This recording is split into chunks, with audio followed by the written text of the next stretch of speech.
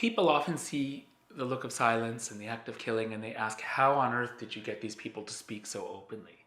And in fact, both films are a response to that openness and were not a lure or a trick to get people to open up. You see, when the survivors back in 2003 first asked me to try and film the perpetrators, I was reluctant, I was afraid, I thought it could be dangerous. But when I approached them, immediately they would open up, every single one. All I would do is ask, what did you do for a living? And within seconds, I would be hearing the most grisly details of mass murder, recounted with smiles on by the perpetrators with smiles on their faces, often in front of their wives, their children, even their small grandchildren.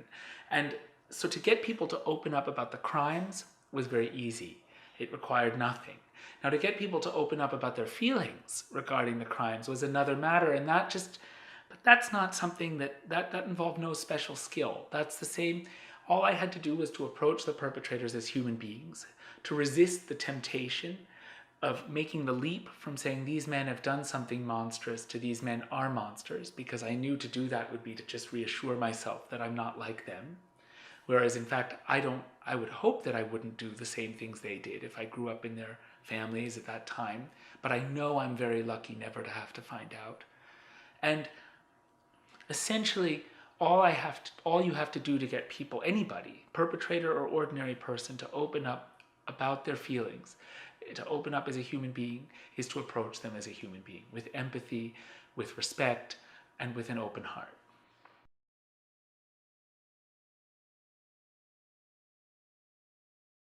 People who've seen The Act of Killing will often ask, weren't you afraid making the film?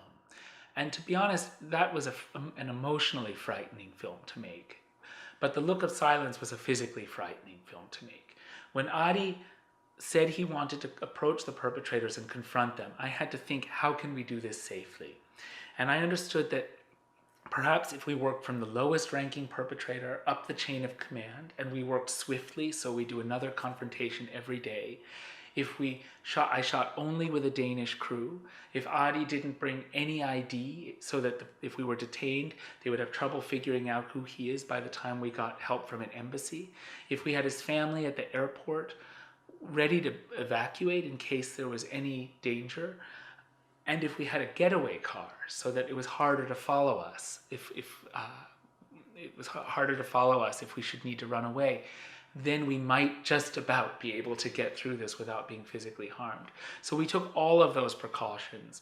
And then, of course, Adi's family, from the very beginning, it was a long discussion, understood that they would have to move to another area, another region, so that they would avoid the political and repercussions of the courageous work that the family's done by making this film.